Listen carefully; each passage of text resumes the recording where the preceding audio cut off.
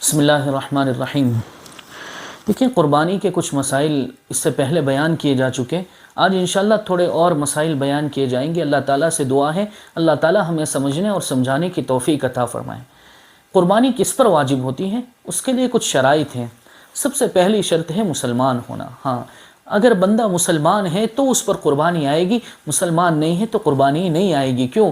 اس لیے کہ سب سے پہلے اللہ کو ماننا ضروری ہے۔ اللہ فرماتے بھائی مجھے مانو، میرے نبی کو مانو، یہ ہے تو پھر عمل ہے۔ اگر یہی نہیں ہے، چاہے پوری زندگی سجدے میں پڑا رہے بندہ، چاہے پوری زندگی جانوروں کو ذبح کرتے رہے، کوئی فائدہ نہیں۔ تو سب سے پہلی جو شرط ہے وہ مسلمان ہونا۔ دوسری شرط یہ ہے کہ قربانی کے دنوں میں مقیم ہونا۔ مقیم ہونے کا کیا مطلب؟ کہ بندہ اپنے علاقے میں ہو، انسان اپنے علاقے میں ہو، اپنے شہر میں ہو، یہ ہے اقامت مقیم۔ اپنے شہر سے دور 78 کلومیٹر دور چلا گیا، سفر میں چلا گیا، تو پھر ایسی صورت میں یہ مسافر ہوگا، اور مسافر پر مسافر ہونے کی وجہ سے قربانی واجب نہیں ہوگی۔ البتہ اگر کر لے تو بہتر ہے۔ لیکن دیکھیں، ایک بات یاد رکھیں، کوئی حیلہ نہ کرے۔ حیلے کا کیا مطلب؟ کہ کوئی بندہ قربانی کے دن شروع ہونے سے پہلے سفر میں چلا جائے اور قربانی کے دن ختم ہونے کے بعد پھر سفر سے واپس آئے، تاکہ نہ قربانی واجب ہو، نہ جانور خریدنا پڑے، نہ جانور قربان کرنا پڑے۔ تو یہ صحیح نہیں ہے۔ اللہ تعالیٰ دلوں کے احوال کو جانتے ہیں، اللہ دلوں کے حالات کو جانتے ہیں، اس لیے کوئی بندہ ایسا نہ کرے۔ اچھا، تیسری شرط جو ہے یہ قربانی کے دنوں میں نصاب کے بقدر مال کا مالک ہونا۔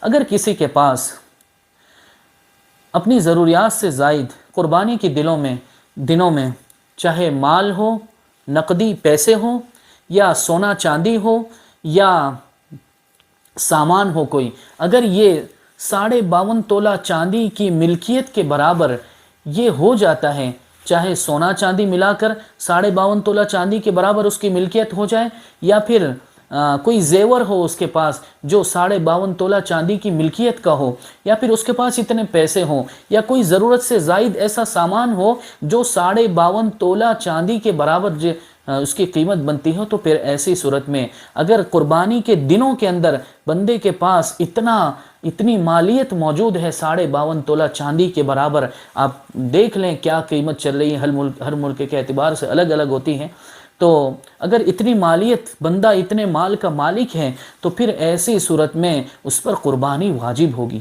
دیکھیں، زکوٰۃ اور قربانی کے نصاب میں فرق یہ ہے کہ زکوٰۃ کے اندر سال کا گزرنا ضروری ہے، یعنی میرے پاس اگر آج پیسے آئے تو میں پہلی مرتبہ اگر صاحب نصاب بنا، اگر میرے پاس آج پیسے آئے تو اب مجھے ابھی زکوٰۃ نہیں نکالنی ہے، بلکہ اس مال پر سال گزر جائے تب مجھے زکوٰۃ نکالنی ہے۔ لیکن قربانی میں ایسا نہیں ہے۔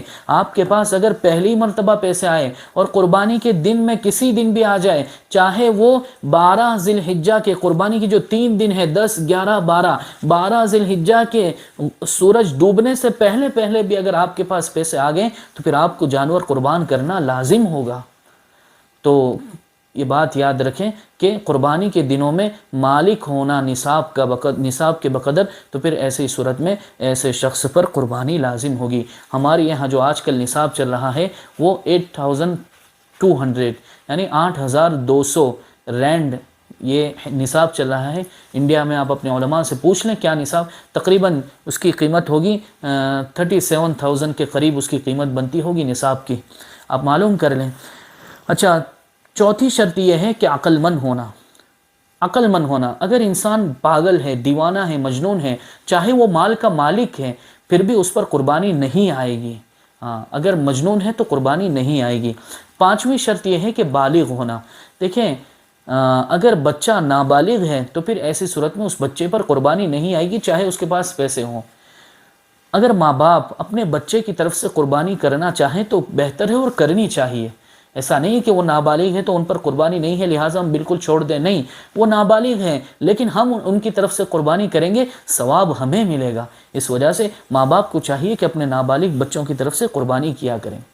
اچھا، دیکھیں، ہمارے یہاں، ہم یہاں پر رہتے بہت سارے حضرات، ساؤتھ افریقہ کے، لیسوٹو کے بہت سارے حضرات کیا کرتے ہیں، وہ اپنی قربانی کراتے ہیں انڈیا میں، پاکستان میں یا بنگلہ دیش میں، مختلف ممالک میں کراتے ہیں۔ صحیح ہے، قربانی ادا ہو جائے گی، اس سے پہلے بھی بتایا تھا، کوئی حرج نہیں ہے۔ لیکن ایک بات یاد رکھیں، ایک مسئلہ، بہت اہم مسئلہ ہے جس سے عام طور پر ہم غفلت برتتے ہیں، وہ کیا ہے؟ مسئلہ یہ ہے کہ ہم جہاں ہم قربانی کروا رہے ہیں تو ہم انہیں بتائیں کہ بھائی جب تک ہمارے یہاں وقت شروع نہ ہو جائے، ہم عید کی نماز نہ پڑھ لیں، وہاں تک آپ جانور قربان نہ کریں۔ کیوں؟ اس لیے کہ دیکھیں ساؤتھ افریقہ اور انڈیا، پاکستان، بنگلہ دیش، ان ممالک میں 3.5 گھنٹے کا فرق ہے، 3.5 گھنٹے کا فرق ہے۔ اب اگر وہاں کے لوگوں نے عید کی نماز پڑھ کر فوراً جانور قربان کر دیا جو کہ آپ کا جانور ہے، اور آپ تو یہاں ابھی سوئے ہوئے ہیں، آپ کے یہاں تو ابھی 4 بجے ہیں، 3 بجے ہیں، آپ تو ابھی سوئے ہوئے ہیں، آپ 5 بجے ہیں، آپ کے یہاں تو ابھی قربانی کا وقت شروع ہی نہیں ہوا ہے، آپ کے یہاں عید کی نماز ہوئی نہیں ہے، تو پھر ایسی صورت میں بڑا مسئلہ آتا ہے۔ آپ کے یہاں جب ٹائم ہی شروع نہیں ہوا اور وہاں جانور قربان ہو گئے آپ کا، یہ کیسے چلے گا؟ تو اس لیے احتیاط اسی میں ہے کہ آپ اگر انڈیا میں، پاکستان میں یا بنگلہ دیش میں اگر قربانی کرا رہے ہیں تو آپ اپنے گھر والوں سے کہہ دیں، یا جو قربانی کر رہا ہے آپ ان سے کہہ دیں کہ بھائی دوسرے دن قربانی کریں۔ اگر یہ مشکل ہوتا ہو دوسرے دن، پہلے دن ہی کرنی ہو، تو آپ کہہ دیں کہ بھائی ہم عید کی نماز پڑھ کر آپ کو فون کریں گے، پھر آپ کر لینا۔ تو یہ اس بات کا، اس مسئلے کا خاص خیال رکھیں۔ بہت سی مرتبہ اس میں غلطی ہو جاتی ہے، پچھلے زمانوں میں جو ہو گیا وہ ہو گیا، آئندہ سے اس کا خیال رکھیں، آئندہ سے اس کا خیال رکھیں۔ دیکھیں اس میں ایک مسئلہ یہ ہے کہ میت کی طرف سے قربانی کر سکتے ہیں، واجب نہیں ہے، البتہ اگر کوئی کرے گا تو بہتر ہے، میت کو اس کا ثواب پہنچے گا، اس کی روح خوش ہوگی۔ اسی طرح نبی صلی اللہ علیہ وسلم، ان کے بہت بڑے احسانات ہیں ہم پر، نبی علیہ السلام سے بڑھ کر کوئی محسن ہمارا نہیں ہو سکتا۔ نبی علیہ السلام کے بہت بڑے احسانات ہیں، اگر اللہ نے کسی کو دیا ہو، ہم نبی علیہ السلام کی طرف سے قربانی کیا کریں۔ اگر اللہ نے مجھے نوازا، آپ کو نوازا، اب نبی علیہ السلام کی طرف سے بھی قربانی کیا کریں۔ دیکھیں نبی علیہ السلام اپنی امت کو کبھی نہیں بھولے، قربانی کے موقع پر بھی آپ علیہ السلام نے پوری امت کی طرف سے 2 مینڈھے ذبح کیے تھے۔ تو ہم بھی اپنے نبی کو اپنی قربانی میں یاد کیا کریں۔ اگر ایک بڑا جانور لیتے ہیں گھر والے ملا کر، تو ایک حصہ نبی علیہ السلام کا بھی رکھیں، اور اگر الگ سے جانور خرید سکتے ہیں بہت اچھی بات ہے۔ اسی طرح نبی علیہ السلام کی جو ازواج مطہرات ہیں، اللہ کے نبی صلی اللہ علیہ وسلم کی جو بیویاں ہیں، جو ہماری ماں ہیں، ہماری مائیں ہیں، ان کی طرف سے بھی اگر اللہ نے کسی کو مزید دیا ہو، اور زیادہ دیا ہو، استطاعت رکھتا ہو، تو ان کی طرف سے بھی قربانی کریں۔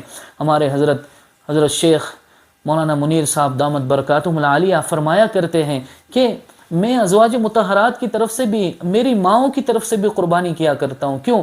اس لیے کہ دیکھیں وہ میری مائیں ہیں، وہ فرماتے ہیں کہ میری جو حقیقی ماں ہیں ان کے بارے میں تو مجھے میرے والد نے بتایا، میری بہن نے بتایا، میرے بھائی نے بتایا، یا میری ماں نے خود بتایا کہ میں تمہاری ماں ہوں، لیکن اللہ اکبر، میرے نبی کی جو بیویاں ہیں ان کے بارے میں میرے اللہ نے مجھے بتایا، وَأَزْوَاجُهُ أُمَّهَاتُهُمْ، کہ نبی کی جتنی بیویاں ہیں وہ تمہاری ماں ہیں۔